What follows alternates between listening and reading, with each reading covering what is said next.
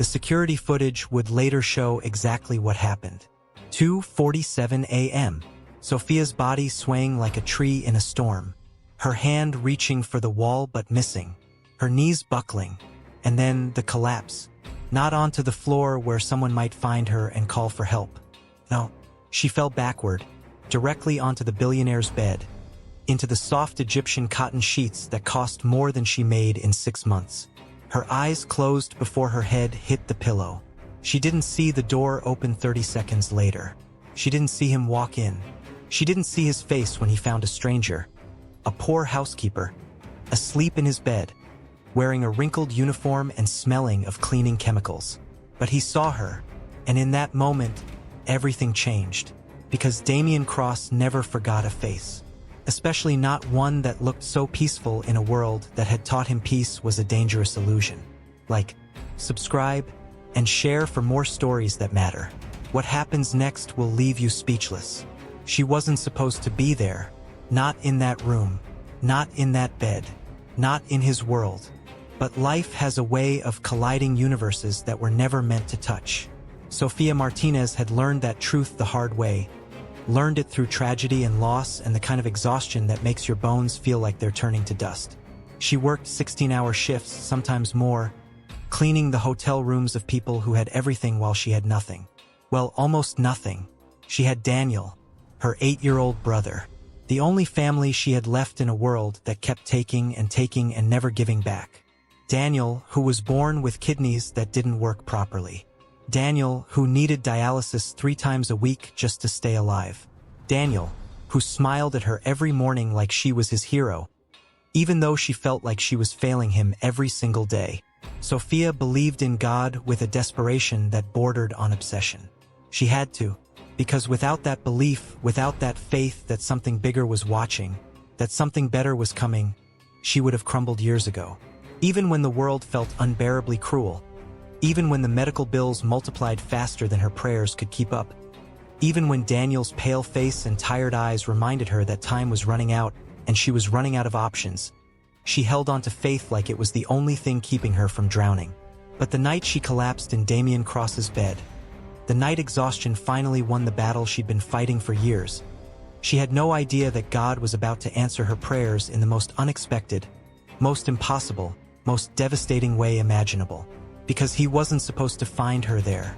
He was supposed to be in meetings until dawn. He wasn't supposed to look at her with anything other than disgust and rage. He certainly wasn't supposed to remember every detail of her face. Yet he did. And what happened next would shatter both their worlds before rebuilding them into something neither could have imagined. Before we dive deeper, tell us in the comments where you're watching from right now. We want to know who's with us on this journey. And if you're new here, hit that subscribe button because what unfolds in this story will change how you see love, sacrifice, and faith forever. Damien Cross was not a man who believed in mercy. Ruthless, calculating, raised in a family where compassion was seen as a character flaw that would get you destroyed. A man who built a financial empire worth billions but couldn't build a single authentic relationship. Someone who had everything money could buy except the one thing that mattered, the thing that made life worth living instead of just surviving. She was Sofia Martinez, a gentle, hardworking housekeeper at the prestigious Riverside Grand Hotel in Manhattan. She had never been kissed, never been on a date, never allowed herself to dream of romance because survival didn't leave room for fairy tales. Someone who still believed that kindness was the greatest form of strength even when the world punished her for it. A woman whose faith in something greater than herself was the only thing keeping her standing when everything else tried to drag her under. How did their impossible worlds collide? Why did he remember every curve of her face, every detail, when he trained himself to forget people the moment they left his sight? And what darkness haunted Damien's past that made him fear love more than death itself? Sofia's story began in a cramped 2-bedroom apartment in the Bronx, where laughter somehow found a way to exist despite poverty, where Sunday morning gospel music drifted through paper-thin walls, and where dreams were passed down like heirlooms even when there was no money to make them real. Her grandmother, who raised her until she was 14, used to say that faith wasn't about having all the answers, it was about trusting the journey even when you couldn't see where the path was leading. and Sofia believed her with every fiber of her being, believed it like it was oxygen. She volunteered at the community center, helping other families who were struggling. She sang in the church choir with a voice that made people close their eyes and feel something they'd forgotten existed. She prayed every single night, even when the words felt like they were disappearing into a void that never responded. But life doesn't care about your faith or your goodness or your prayers. Tests you anyway, breaks you anyway, takes from you anyway. Her father died when she was 15. A construction accident that killed him instantly but left wounds in Sofia that would never fully heal. She watched her mother try to hold their family together with hands that shook from working 3 jobs. She watched grief slowly destroy the woman who had taught her what strength looked like. And when her mother's heart gave out 2 years later, the doctors called it a heart attack. But Sofia knew better. Her mother had died of a broken heart, of carrying more weight than any human being should have to carry alone. That left Sofia, at 17 years old, as the sole guardian of Daniel, who was only 5 at the time. Daniel, who had been diagnosed with chronic kidney disease when he was 3. The treatments were relentless, expensive, suffocating. Dialysis 3 times a week, for hours per session, watching her baby brother hooked up to machines that were keeping him alive but slowly draining the childhood from his eyes. Insurance covered some of it, but never enough. It was never enough. Jobs were scarce for a 17-year-old girl with no degree, no connections, no resources, nothing but determination and a prayer that God wouldn't let her fail Daniel. But complaining never saved a life or paid a medical bill, so Sofia didn't waste time on it. She woke up at 4 in the morning, every morning, no matter how little sleep she'd gotten. She walked 45 minutes to the subway station because living closer to work would cost money they didn't have. She cleaned hotel rooms while wealthy people slept peacefully in their privilege, completely unaware that the woman scrubbing their toilets was fighting a war they couldn't imagine. She saved every single penny, counting change like it was gold. She skipped breakfast and lunch, telling herself she wasn't hungry, lying to herself so Daniel could eat 3 meals a day. She wore the same 4 outfits, washing them by hand every night in their tiny bathroom sink. She had never experienced romance, never felt butterflies, never danced at a party or stayed out late with friends or done any of the things teenagers were supposed to do.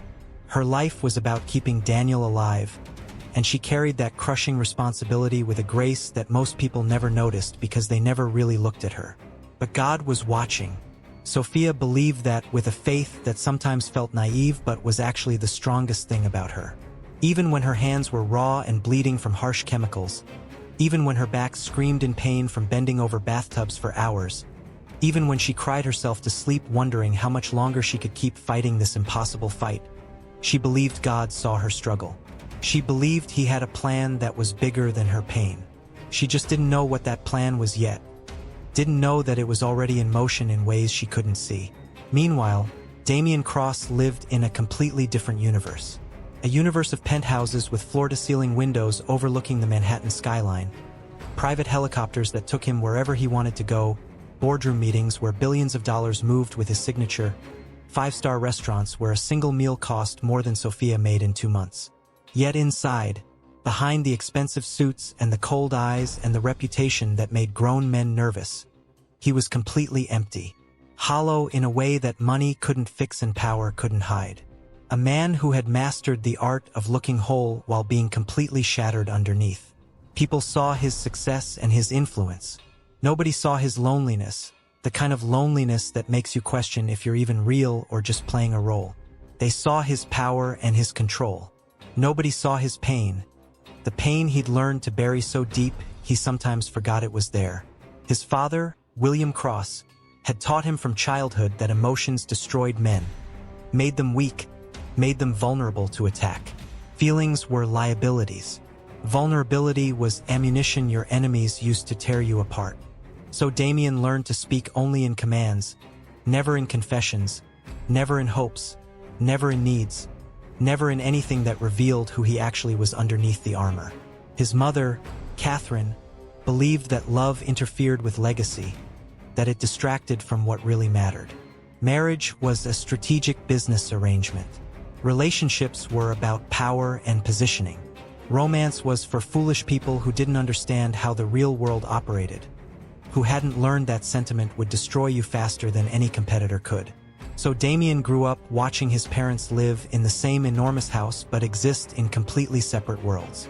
They attended charity galas together, smiling for cameras, playing their roles perfectly. They never touched with affection. They never laughed together. They never loved. Not each other, not their son, not anything beyond the empire they were building. And Damien became exactly what they had engineered him to be. Successful, respected, feared, untouchable, unknowable. But nobody knew him, not really, not the person underneath the performance. He could walk into any room and instantly command attention. He could negotiate billion-dollar deals without his heart rate changing. But he couldn't remember the last time someone had asked him how he was really doing and actually wanted to hear the answer. He was 35 years old and had never experienced authentic love. Not once in his entire life. He'd had relationships, sure. Beautiful women who wanted access to his world, who looked perfect on his arm at events, who said the right things and played their parts. But those relationships always felt transactional, empty, like business deals dressed up as romance. And eventually he stopped trying, stopped pretending, told himself he didn't need it. He convinced himself that connection was overrated, that he was better off alone, that independence was strength. But late at night, when the city lights glittered below his penthouse like false stars and silence pressed against his chest like a physical weight, Damien wondered what it would feel like to be truly known. Actually seen, not as a billionaire, not as a cross, not as a business opportunity, just as a man, just as a human being who was tired and lonely and empty. He didn't know that the answer to that question was scrubbing bathroom tiles 18 floors below him, praying for the strength to make it through one more impossible shift. Sofia had been assigned to the executive suites for about 9 months. The expensive rooms where powerful people stayed, where one mistake could cost you your job, where you learned to be invisible because being noticed usually meant being blamed for something. Politicians, celebrities, business moguls, people who tipped well if you didn't exist and complained viciously if you reminded them you were human. She had learned to move like a ghost, quiet and efficient, passing through their world without leaving any trace that she'd been there. One Tuesday evening in late October, she entered Suite 3207, Damien Cross's room. She knew his name because the hotel director had pulled her aside personally to give her explicit instructions that felt more like threats. "This guest is permanent," he'd said. "This guest expects absolute perfection. This guest has the power to destroy your career with a single phone call. Be invisible. Be perfect. Be forgettable." He wasn't supposed to be back for hours. She had triple-checked the schedule. He had meetings across town that were supposed to last until at least midnight, maybe later. So Sofia worked slowly, methodically, fighting exhaustion that felt like drowning. She vacuumed the plush carpet, polished the furniture until it gleamed, changed the bed sheets with fresh linens that probably cost more than her monthly rent, scrubbed the bathroom until every surface sparkled like it had never been used. And then she made a mistake, the kind of mistake that changes everything. She sat down on the edge of the bed, just for a moment, just to catch her breath because the room was spinning and her vision was blurring and her body was screaming at her to stop. Just for 30 seconds, she told herself. Just long enough to stop the world from tilting. But exhaustion is a thief. It steals consciousness before you realize it's taking anything. Sofia's eyes drifted closed. Her breathing slowed. Her body collapsed sideways onto the white sheets. She didn't even feel herself falling. One moment she was sitting, trying to catch her breath, and the next moment she was gone, lost in the kind of deep sleep that comes from pushing your body beyond its limits for too long. She was still wearing her uniform, wrinkled and stained. Her face was finally peaceful, more peaceful than it ever was when she was awake and fighting. And then the lock clicked. The door opened. Damien walked in. His meetings had been canceled at the last minute. Some international crisis that required his immediate attention from New York. He was tired, irritated, ready to pour himself expensive scotch and handle whatever problem was threatening his empire now. At first, he thought someone had broken in. His body tensed, muscles preparing for confrontation. He stepped closer, ready to call security. But then he actually saw her, really saw her, a young woman asleep in his bed, completely vulnerable, completely out of place. Hands folded near her chest like a child. Dark hair spilling across his pillow like silk. Face so peaceful it looked like art, like innocence personified, like something from a world he'd forgotten existed. There was something about her presence that stopped him cold. Something unguarded. Something that felt like a memory from another lifetime. A memory of what peace looked like before the world taught you to armor yourself against everything. He stood there for a long moment, just watching her breathe. Not with anger, not with judgment, with something he couldn't identify, something he didn't have words for. Curiosity, maybe, or recognition, or something deeper that scared him because it felt real. He cleared his throat. Not loudly, just enough.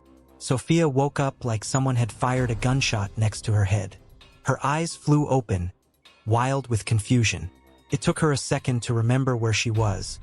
And when she did, when recognition flooded her face, terror followed immediately. She bolted upright so fast she almost fell off the bed. Words exploded from her mouth in a panicked rush that made his chest tighten. "Please, sir, I'm so sorry. Please forgive me. This was an accident. Please don't fire me. My brother, I need this job desperately. Please, I'm begging you. Please don't take this away from me." The fear in her voice was raw and real, the kind of fear that comes from knowing exactly how fragile your survival is, from understanding that one mistake can cost you everything. Damien had fired dozens of employees before, coldly, efficiently, without a second thought or a moment of guilt. If someone didn't meet his standards, they were gone. He didn't lose sleep over it. He never thought about their families or their problems or what happened to them after. Business was business. But this time, something stopped him. Maybe it was the way her hands were shaking like leaves in a storm. Maybe it was the desperation in her eyes, so raw it was almost painful to witness. Maybe it was the exhaustion written across her face like a map of suffering. Or maybe it was something he couldn't explain, something that felt like recognition, like seeing something he'd been searching for without knowing he was searching. "Breathe," he said quietly. His own voice surprised him with how gentle it sounded. Sofia froze, staring at him like she'd heard him wrong. "It's fine," he added, and he meant it, though he didn't understand why. She stared at him, completely confused now. She'd expected anger, threats, termination. But his voice sounded tired as she felt. Almost human. "Do you always work this late?" he asked. It wasn't an accusation. It was a real question, like he actually wanted to know the answer. Sofia nodded slowly, carefully, like she was afraid any movement might change his mind. "My younger brother has kidney disease. He needs dialysis 3 times every week. The treatments are expensive. I take every shift I can get. I have to." Her voice was barely a whisper, like she was afraid speaking louder might shatter whatever strange mercy was happening. Damien just nodded. He didn't say anything else. He walked to his desk, opened his laptop like this was completely normal, like finding a housekeeper asleep in his bed happened every day, and started working. And after a moment of stunned silence, Sofia quietly finished cleaning the room with trembling hands, and left, absolutely certain she'd be fired in the morning. She expected to be called into the manager's office the next day. She expected termination papers and angry words and the end of everything. She prayed all night, harder than she'd ever prayed before. "God, please, I cannot lose this job. Daniel needs me. Please don't let this be the end." But the next day, nothing happened. No phone call, no meeting, no firing. Instead, something strange happened, something that made no sense. Damien requested that only Sofia clean his suite going forward. Not any housekeeper, specifically her, only her.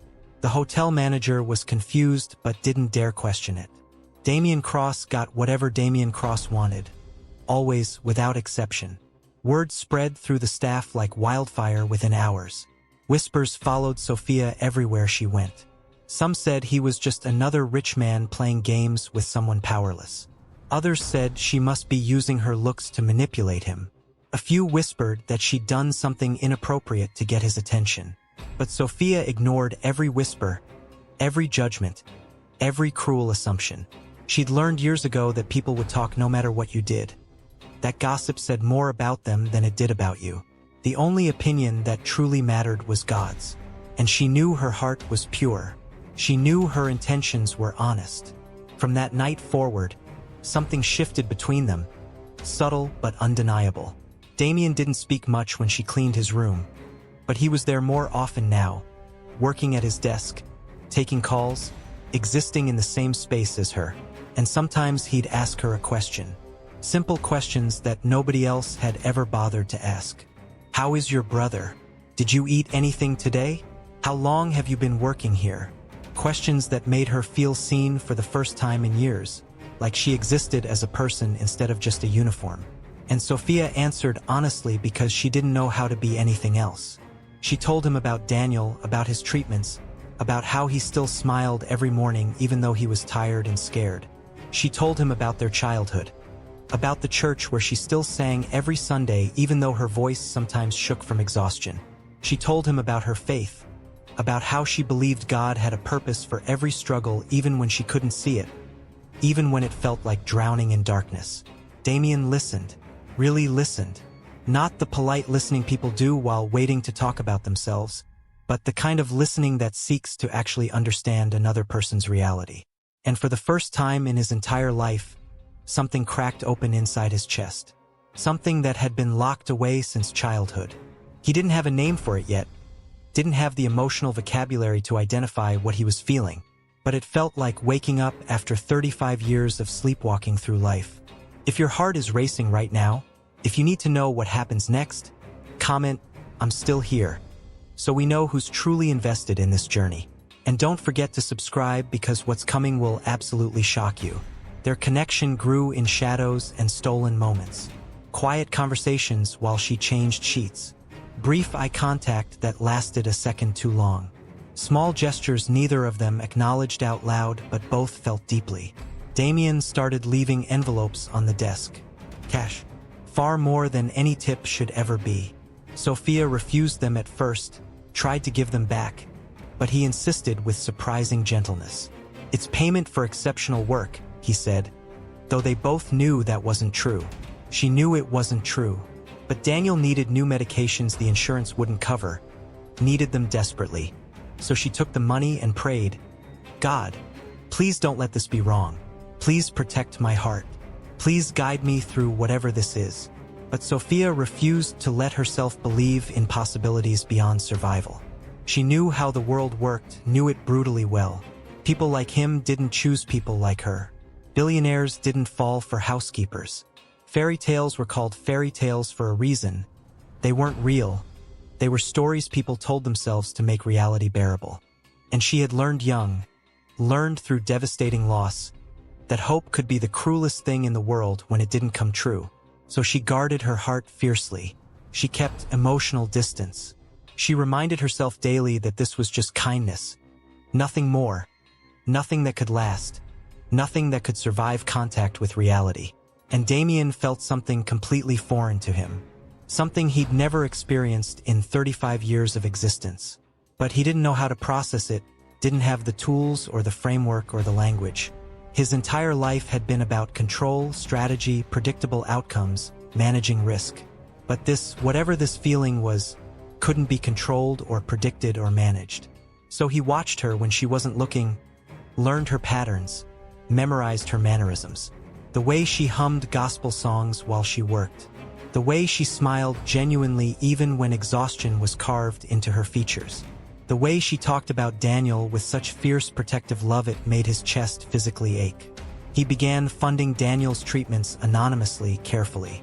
He found out which medical center Sofia used, made discreet arrangements with billing, ensured every treatment was covered in full. Groceries started appearing at Sofia's door.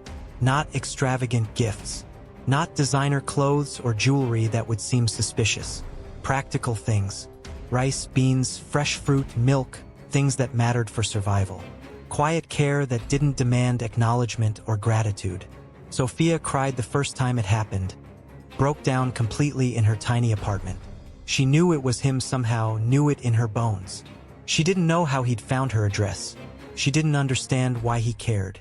But she knew, and it terrified her because kindness like that meant something, implied something she couldn't afford to believe in. Not when the gap between their worlds was impossibly, unbridgeably wide. This continued for weeks, this delicate dance of unspoken care and maintained distance, until Catherine Cross, Damien's mother, noticed. She was refined, educated, powerful, and obsessively protective of the family legacy. Catherine had eyes everywhere, networks that would impress intelligence agencies. She knew about Sofia before Damien said a word. She knew about the housekeeper, the conversations, the anonymous gifts, the way her son had changed in recent weeks into someone she didn't recognize. She arrived at the Riverside Grand Hotel one afternoon in early November, unannounced.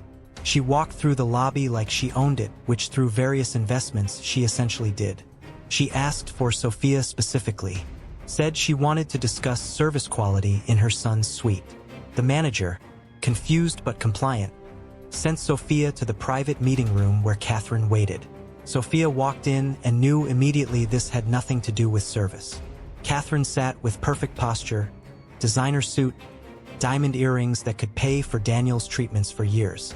She smiled, but it wasn't warm. It was the smile of someone who already knows how the conversation will end. "Sit down, dear," Catherine said. Not a request. Command wrapped in politeness. Sofia sat, hands folded in her lap, heart pounding. Catherine poured tea like they were friends. The conversation started gentle, polite, deadly. "You're a sweet girl," Catherine said, voice smooth and controlled. "I understand why my son is drawn to you. You have a certain authenticity that's rare. But Sofia, sweetheart, my son's world is not meant for you, and yours is not meant for him." Sofia said nothing, just listened, hands trembling. Catherine continued, softer now, almost motherly. "People like you get destroyed in families like ours. The media scrutiny, the social pressure, the expectations that would crush you. You wouldn't survive it. You don't have the armor. And my son," she paused deliberately, "he would eventually resent you for not understanding his world. For being a weakness his enemies could exploit." Sofia felt something shatter inside her chest. But she didn't cry. She'd learned that crying in front of powerful people was pointless. She simply said quietly, with dignity that surprised even herself, "I care for him deeply, but I will not become his burden. I refuse to be the reason he loses everything." And she stood and walked away. Catherine watched her leave, satisfied. She'd expected tears, manipulation, desperation. Sofia's quiet dignity was almost admirable. Almost. Catherine made a phone call immediately. Arrangements were made. Money was transferred. A plan was set in motion. That night, Sofia packed everything she owned into 2 small suitcases. She took Daniel from the hospital against medical advice, and she disappeared. No note, no goodbye, no explanation. She closed her bank account, withdrew everything in cash, walked away from her job because she knew loving Damien would destroy him. His mother was right. She would become a target, a weakness, a vulnerability. And she loved him too much to let that happen. Damien returned to the suite 2 days later and felt the absence like a wound. The room was clean, perfect, empty, wrong. Sofia wasn't there. He asked the manager. She'd quit. No notice, just stopped showing up. He searched everywhere. Every hospital, every address, every contact. Her phone was disconnected. Her apartment was empty. The landlord said she'd paid through the month and left. No forwarding address. He went to churches asking about Sofia and Daniel Martinez. No one knew. Or if they did, they weren't telling. For the first time in his life, Damien felt helpless. Truly powerless. He couldn't buy information. He couldn't leverage connections. He couldn't force reality to bend to his will. Sofia had vanished, and he realized with crushing clarity that he loved her. Not the idea of her, the actual woman. The woman who hummed hymns while working, who talked about faith like it was oxygen, who loved Daniel more than life itself, who saw him as a person instead of a bank account.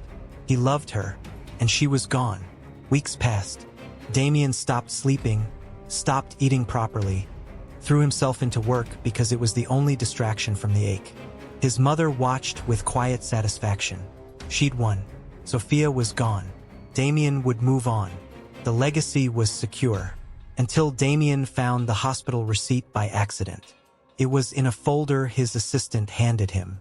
Financial documents from the Cross Foundation's charitable contributions. And there, among dozens of receipts, was one from Manhattan Nephrology Center. Payment for Daniel's complete treatment. Dialysis, potential transplant, medication, follow-up care. Everything. Paid in full. Dated 3 days after Sofia disappeared. Damien stared at it. Something cold settled in his stomach. He called the hospital. Asked who authorized the payment. Was transferred multiple times. Finally got an answer. Catherine Cross. Personal account. Direct transfer. Damien sat in his office for a long time. The city glittered below. And he understood. His mother had offered to pay for Daniel's entire treatment in exchange for Sofia's disappearance. She'd used the one thing Sofia loved more than anything. Her brother's life. And Sofia had chosen Daniel. Of course she had. She would always choose Daniel. Damien felt something inside him transform. Not anger. Something colder. Clearer. He called his mother. Told her he was coming over. Now, she agreed, surprised. When Damien walked into his parents' penthouse that night, he didn't sit. He stood in the living room and looked at his mother with eyes she didn't recognize. "You had no right," he said quietly. His voice was controlled, but underneath was rage so deep it made Catherine step back. "I was protecting you," she said, "from a girl who would have ruined everything we built." Damien shook his head. "You were protecting yourself from the possibility that I might actually be happy. That I might choose something you didn't control. That I might become someone you couldn't manipulate." Catherine's face hardened. "She is beneath you, Damien. I raised you better." Damien laughed. "But it was bitter. You raised me to be empty. You raised me to believe love was weakness. That the only things that mattered were legacy and power. And I believed you. For 35 years. But Sofia showed me something different." He stepped closer. "She showed me what real strength looks like. Sacrificing everything for someone you love. Choosing kindness when life gives you every reason to be bitter. Having faith when the world tells you to give up. She's not beneath me, Mother. She is everything I should have been." Catherine said nothing. Damien continued. "I'm done with this family. With this life.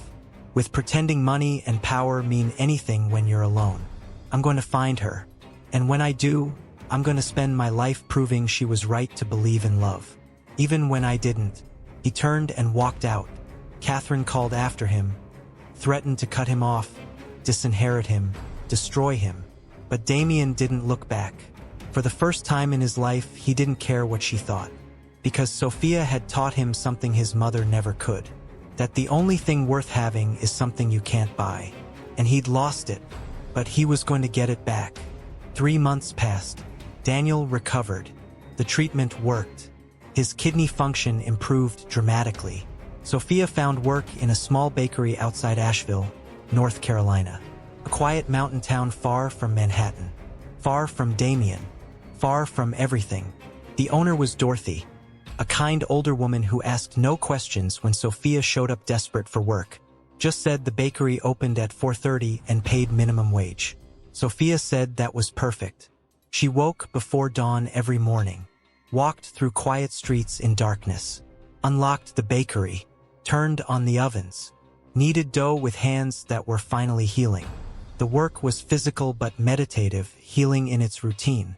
She shaped loaves and thought about how God shaped broken things into something beautiful. She prayed while she worked. Thanked him for Daniel's health. Asked him for strength. Begged him to help her forget Damien. But forgetting wasn't possible. She thought about him constantly. Wondered if he was okay. Wondered if he thought about her. Wondered if she'd made the right choice. Daniel was alive. That was what mattered. That was everything. But Sofia's heart still ached in ways prayer couldn't fix.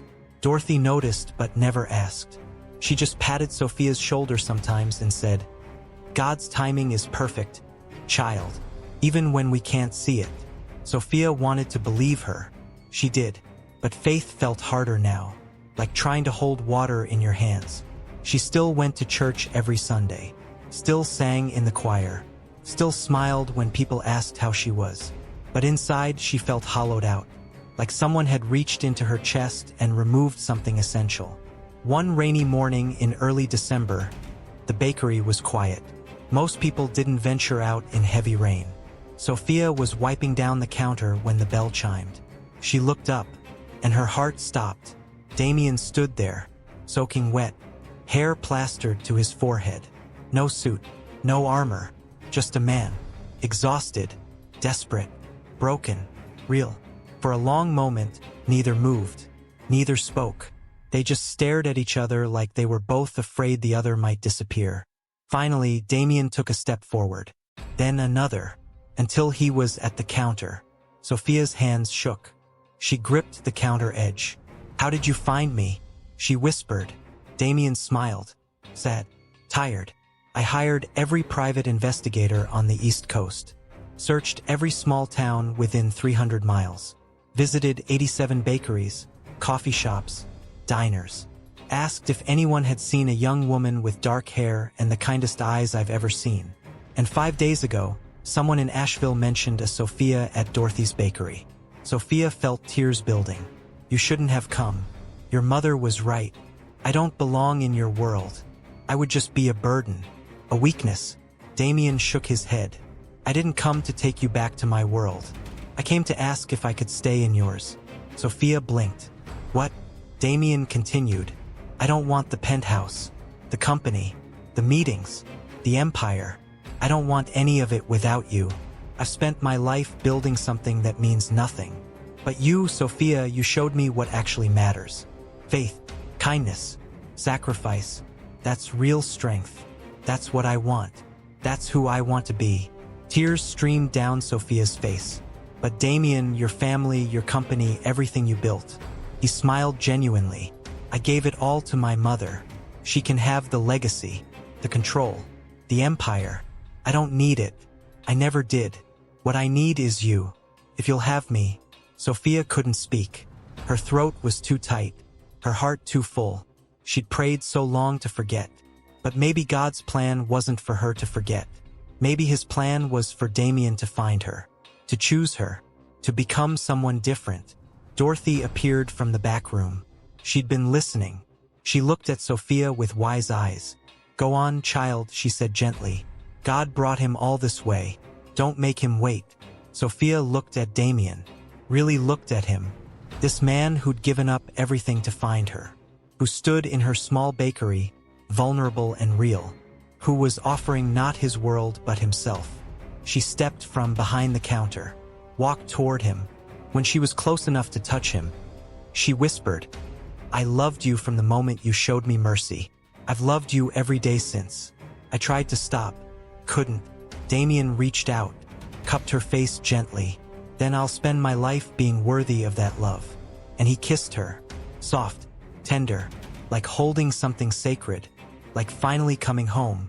They stood there while rain tapped against windows and Dorothy hummed a hymn in the back. And Sofia thought about all her prayers, all her tears, all the times she'd wondered if God was listening. And she realized he had been. The whole time, he'd just been writing a better story than she could imagine. Because sometimes God answers prayers by giving you what you need, even when you're asking for something else. What Sofia needed wasn't to forget Damien. What she needed was for Damien to become the man who would cross mountains to find her. And he had. Life teaches us that sometimes the greatest blessings come disguised as losses, that we have to let go completely before we can receive what we were always meant to have. Let me ask you something that really matters. Would you have walked away like Sofia did to protect someone you love, even if it meant destroying your own happiness? Or would you have stayed and fought for what you wanted? Tell us honestly in the comments because your perspective matters here. We genuinely want to know what you would have done in her position, how you would have handled this impossible choice. Also, don't forget to subscribe to this channel right now. And if this story touched something in you, if it made you feel something real, stay with us because there are more stories coming that will challenge you, inspire you, break your heart and put it back together stronger than before. Stories of courage and love and faith and betrayal and redemption and the beautiful complexity of the human heart. Sofia and Damien didn't get a fairy tale ending wrapped in a perfect bow. They got something infinitely better than that.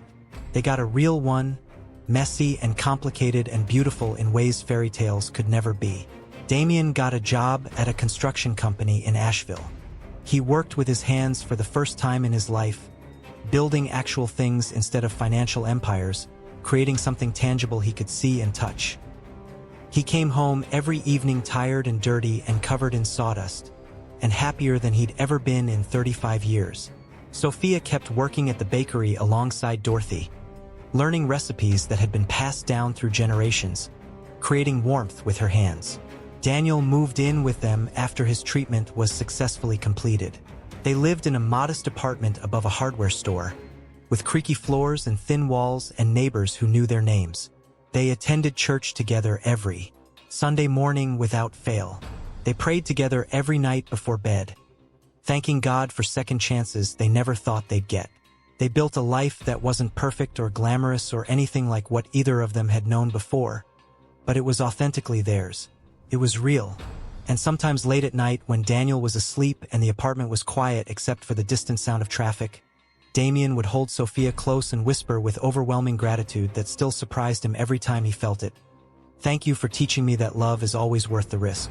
Thank you for showing me what real strength looks like when the world tried to convince me it was something else. Thank you for not giving up on faith when I had none at all." Because that's the profound truth that most people spend their whole lives missing. Isn't it? Love is always worth the risk. Always. Even when it's absolutely terrifying and you can't see how it will work out. Even when it hurts more than you thought anything could hurt. Even when it costs you everything you thought mattered, everything you thought defined you. Because a life without authentic love, without real connection, without vulnerability and truth, isn't really a life at all. It's just existence, just going through motions, just surviving instead of actually living. And we were created for so much more than mere survival, so much more than just making it through another day. Sofia learned that sometimes protection isn't about preventing pain or shielding people from consequences. It's about trusting that the pain has purpose, that it's refining something essential inside you that needed to be refined. That sometimes you have to break completely before you can be rebuilt into who you were always meant to become. Damien learned that real wealth has absolutely nothing to do with bank accounts or empires or power over others. It's measured in moments of genuine connection, in choosing love over control, in becoming someone worthy of being truly known instead of just feared or respected. In the quiet vulnerability of letting someone see who you actually are underneath all the armor. And perhaps most importantly, they both learned together that God's timing doesn't always make sense in the moment when you're living through it, when you're in the middle of the pain and confusion. But when you look back with perspective, you can see how every single piece, even the painful ones that made you want to give up, even the confusing ones that made no sense at all, were absolutely necessary to create something beautiful, something that couldn't have existed any other way. Like a baker kneading dough, God was working all along, pressing and folding and shaping, and what looked like destruction was actually creation. What felt like an ending was actually a beginning. What seemed like loss was actually preparation for gain. 3 years later, Sofia stood in the small bakery that she and Damien now owned together, Dorothy having retired and passed the business to them with her blessing. Daniel, now 11 and healthy beyond anyone's expectations, was doing his homework at one of the corner tables, occasionally looking up to steal a cookie when he thought no one was watching.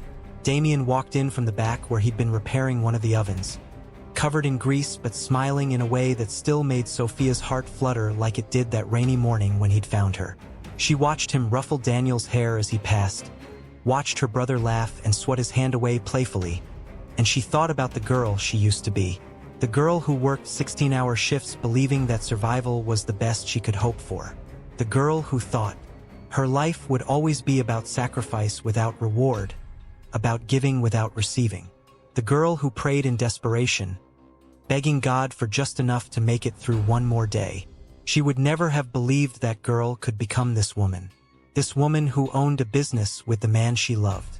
This woman whose brother was healthy and thriving and had a future that looked bright.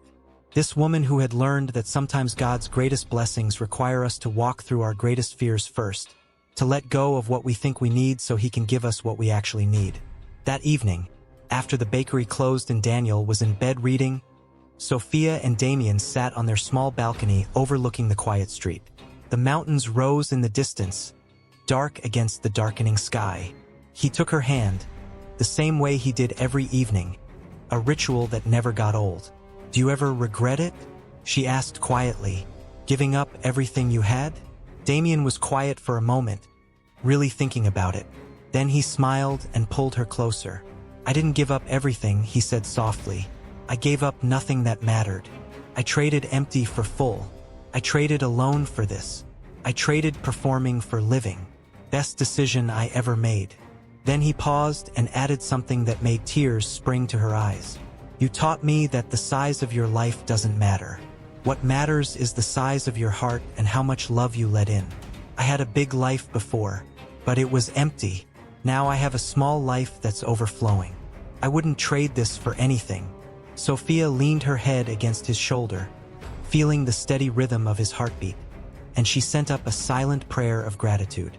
Not the desperate prayers of her past, begging for survival, but a prayer of thanksgiving, of wonder, of acknowledgement that God's plans are always bigger and better than our limited vision can comprehend. She had thought her story would be about sacrifice and loss and never getting what she wanted. But it turned out to be about surrender and faith and receiving more than she ever dared to hope for. Not in the way she expected, not in the timing she would have chosen, but in the perfect way that could only come from a God who sees the whole picture when we can only see the single moment we're living in. And in that moment, on that small balcony in that modest apartment in a quiet mountain town far from Manhattan's glittering skyscrapers, Sofia understood something profound. True wealth isn't measured in what you have. It's measured in what you're willing to give up for love. True strength isn't about never breaking. It's about letting yourself break and trusting God to put you back together better than before. True faith isn't about having all the answers or never doubting. It's about taking the next step even when you can't see where the path leads, trusting that someone who loves you is guiding your feet. And true love, the kind that transforms everything, the kind that makes you feel fully alive for the first time, the kind worth fighting for and sacrificing for and believing in, that kind of love is always worth the risk. Like, subscribe, and share for more stories that matter, stories that remind you what it means to be fully human, fully alive, fully willing to risk everything for what truly matters. Stories that will make you think differently about love, about faith, about sacrifice, about what makes a life worth living. We'll see you in the next one, and trust us when we say you won't want to miss it.